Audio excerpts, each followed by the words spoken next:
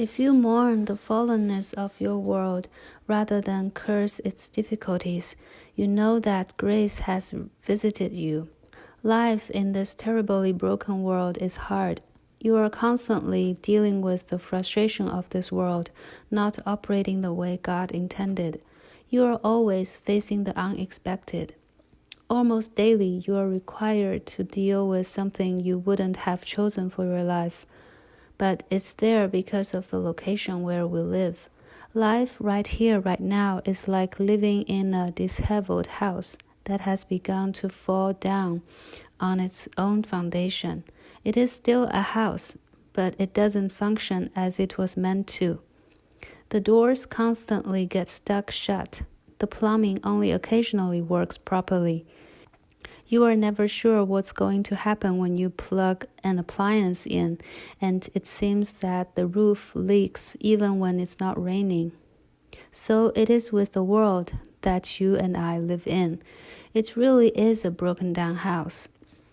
Now, there are really only two responses we can have to the brokenness that complicates all of our lives: cursing or mourning. Let's be honest. Cursing is the more natural response. We curse the fact that we have to deal with flawed people. We curse the fact that we have to deal with things that don't work right. We curse the fact that we have to deal with pollution and disease. We curse the fact that promises get broken, relationships shatter, and dreams die. We curse the realities of pain and suffering. We curse the fact that this broken down world has been assigned to be the address where we live. It all makes us irritated, impatient, bitter, anger, and discontent. Yes, it's right not to like these things. It's natural to find them frustrating, because as Paul says in the Romans 8, the whole world groans as it waits for redemption. But cursing is the wrong response. We curse what we have to deal with because it makes our lives harder than we want them to be.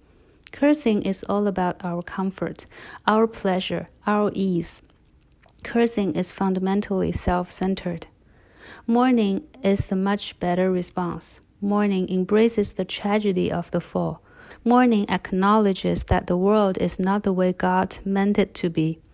Mourning cries out for God's redeeming, restoring hand.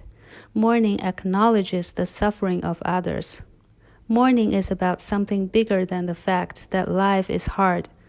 Mourning grieves what sin has done to the cosmos and longs for the Redeemer to come and make his broken world new again. Mourning then is a response that is prompted by grace. The side of eternity in this broken world. Cursing is the default language of the kingdom of self, but mourning is the default language of the kingdom of God. Which language would you speak today?